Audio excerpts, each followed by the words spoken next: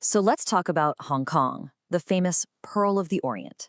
But what if I told you that beneath that incredible, glittering skyline, there's a deep fracture, a tale of two completely competing visions for the city's soul?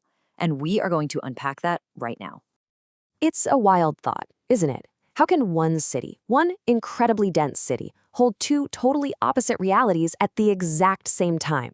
That is the core question we are tackling today. And this isn't just about politics. No, this goes way deeper, right to the heart of identity. And to really get our heads around it, we're going to use this really powerful framework. And here it is. It's called the Anywhere/Somewhere framework. The idea is actually pretty straightforward. It basically says you can look at society through the lens of two big groups. First, you've got the Anywheres. Think of them as mobile, global citizens. Their identity comes from their skills, not their location. And then you have the Somewheres. These are folks who are deeply, deeply rooted in one specific place, one community. And in Hong Kong, this isn't some abstract theory. It's real life. It's what people are living every single day.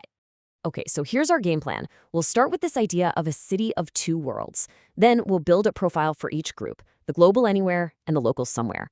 After that, we'll look at where these two realities clash. And finally, we'll get to the big question. What on earth does this mean for Hong Kong's future? So where did this all start? Well, you really have to go back to 1997 and that famous one country, two systems framework. For a long time, this system actually allowed two very different ideas about Hong Kong to grow right next to each other. You had one vision of the city as this sleek global financial hub, and another vision of it as a unique local home. But, these two ideas couldn't just coexist peacefully forever. They were heading for a collision. All right, first up, let's meet the Anywheres. Now, this is the group you probably picture when you think of Hong Kong's international image, right? We're talking about that fast-paced, high-flying world of global capitalism. They are, for all intents and purposes, citizens of the world who just happen to be based in Hong Kong for now. And this quote, this pretty much nails their whole philosophy. Fluidity, that's the key word. Their loyalty isn't to a flag or a piece of land. It's to the global market itself. Their skills are their passport. It means they can seamlessly move between London, New York, Singapore, Hong Kong, wherever the action is. So let's get specific. Who are these anywheres? Well, their identity is tied to their job. It's transactional. It's professional.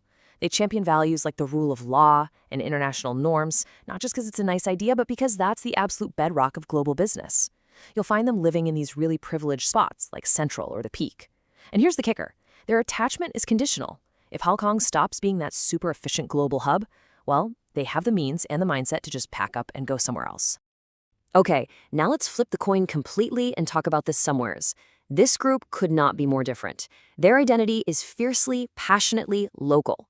It's all built around the unique culture of being a Hongkongian, a Hong Konger. And that's an identity that's totally distinct, not just from its old colonial past, but from mainland China too. Their vision? It's simple. It's powerful. Our home. For the Somewheres, Hong Kong is not just a place on a map where you have a job. No, it's where you belong. And that creates this almost protective, defensive mindset. They're focused on guarding their way of life from anything they see as an outside pressure that could dilute their culture or control their future. I mean, the Somewheres really are the fabric of local life. Their identity is tied to the Cantonese language, to local music and movies. They're the teachers, the journalists, the folks running the small shops. You'll find them in these incredibly vibrant, bustling neighborhoods like Mong Kok. And the big difference?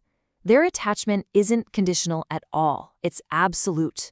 Their entire lives, their social networks, it's all deeply woven into the city itself. Wow, okay, this table really just puts it all in black and white, doesn't it? Just look at these stark contrasts on every single level. Professional identity versus cultural identity. The exclusive Peak versus the bustling Mong Kok. It really all boils down to two visions that just can't be reconciled. Hong Kong as a neutral platform for business versus Hong Kong as our home.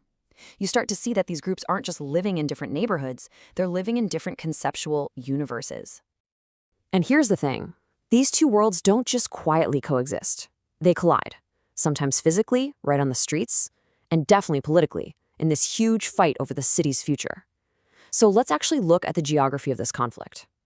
We start in Central. This is the gleaming steel and glass heart of Anywhere Hong Kong. I mean, those skyscrapers, they're not just office buildings. They are the command centers for the biggest banks and law firms on the planet. This is the absolute engine room of Hong Kong's economy. And what an engine it is. Get this, the financial services sector alone, the domain of the anywheres, contributes over 23% of the city's entire GDP. Think about that for a second. That one number represents an immense amount of economic power and political influence. And to put that into even more perspective, by the end of 2022, there was a staggering 3.9 trillion, with a T, US dollars in assets being managed from this city. That sheer volume of money just underscores how absolutely critical Hong Kong's role as that neutral platform is for the flow of global capital. And a global role like that, well, it attracts a very global, very transient population. At its peak, you had tens of thousands of American and British citizens, among many others, all living and working here. They are the very epitome of that mobile, international, anywhere person. But how is this world seen from the outside, from the somewhere perspective? The view is one of deep suspicion. The people in those glass towers in Central, they're often seen not as fellow citizens, but as opportunistic outsiders, people with no real long-term stake in the city's fate beyond its economic utility. And this is where the trust just breaks down completely. So all of this brings us right to the ultimate question. When you have two visions for a city that are this fundamentally different, what is the future of Hong Kong? Can these two realities even be reconciled? Because really, the entire conflict distills down to this choice. Is Hong Kong a neutral platform, an efficient, politics-free hub for business, basically an economic Switzerland of Asia? Or is it our home, a unique society with a soul, a language, and a culture that has to be protected at all costs? And that's why this disagreement is so fundamental. It's an existential question about the very nature, the very identity of the city. I mean, think about it. One side's greatest asset, its seamless integration into the global economy, is the other side's greatest threat, something they fear will erase their unique local character. And so, we're left with this final, profound question.